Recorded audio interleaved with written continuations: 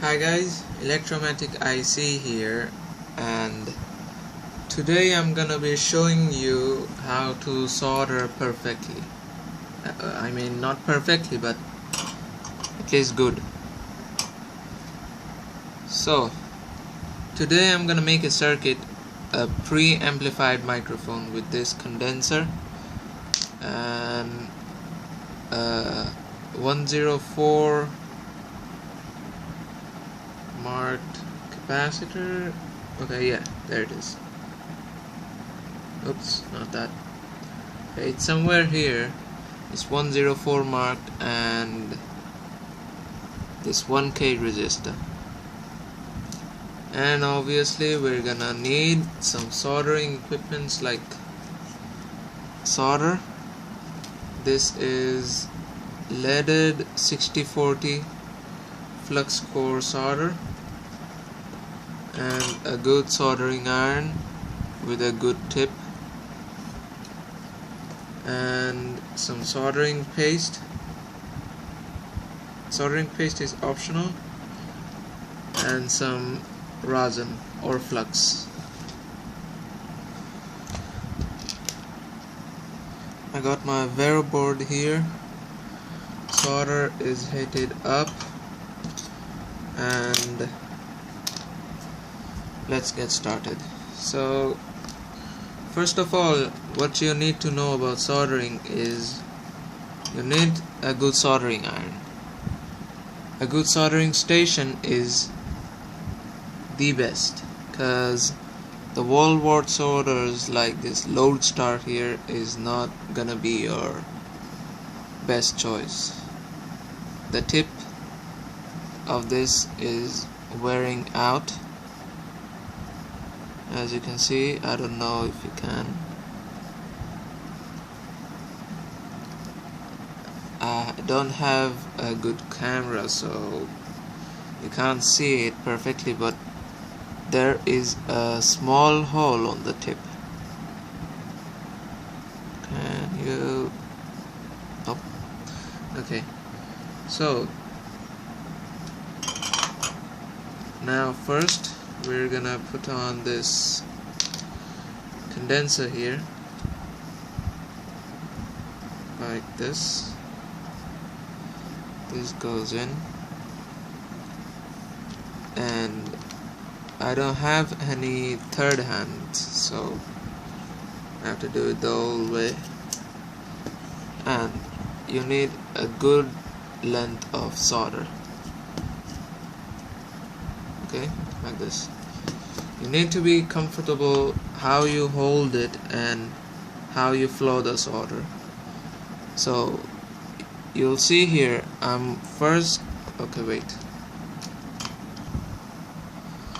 So first I'm gonna touch the tip of, firstly I'm gonna clean it, yep, and then tin it a bit, and then what I'm gonna do is touch the tip of the solder to the joint, not to the solder. Now the iron is now touching to the joint, and then I'm gonna take this solder and firstly I'm gonna touch it to the tip, and then I'm gonna go around the joint. And try not to apply heat on the joint for too long, because you might damage some components. So let's go. See how I touch the tip and then go around, and here it is.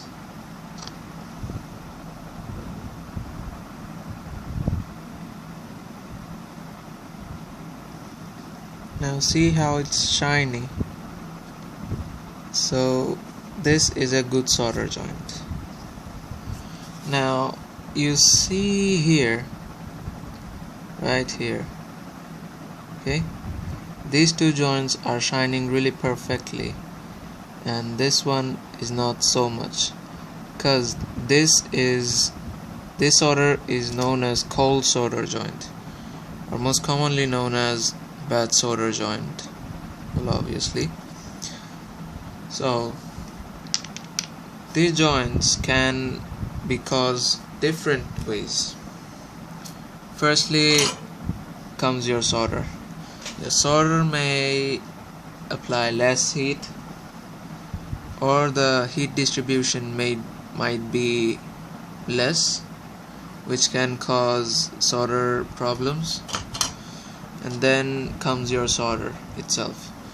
So solder free, lead free solders are hard to handle, hard to solder because they need lot of heat, and some solders might not even supply that much heat, and due to the lack of heat the solder doesn't stick too well. Now the solder might be even really bulgy, big, spiky. That can also show that the solder joint is not good. And then comes environmental, actually surroundings. When soldering, if the solder is if the joint is shaken, moved, or the component is even moved, then the solder might not attach to diffuse too well, and can lead to cold solder joint. Now, to identify a cold solder joint is really easy. Firstly, the solder joint would be really cloudy and not so good looking, which is it might have spikes, bulginess to it. And the other way is solder might not have connected, solder might not have diffused to the pad and the joint, which can cause some components to fall off, which you don't want. Now, to holding the solder, if you're left-handed, you're gonna use your left hand. If you're right-handed, you're gonna use a right hand, obviously. And the soldering holding part, it's really onto you. Some people hold it like this, okay, like this, and join, which is not really comfortable and not precise.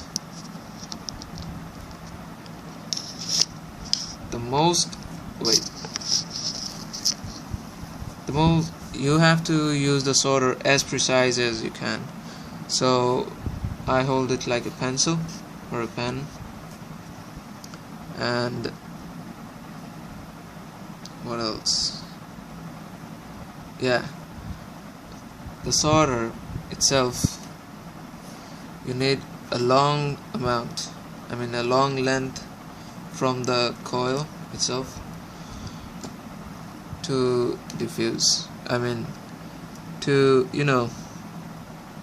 to run through the joints. So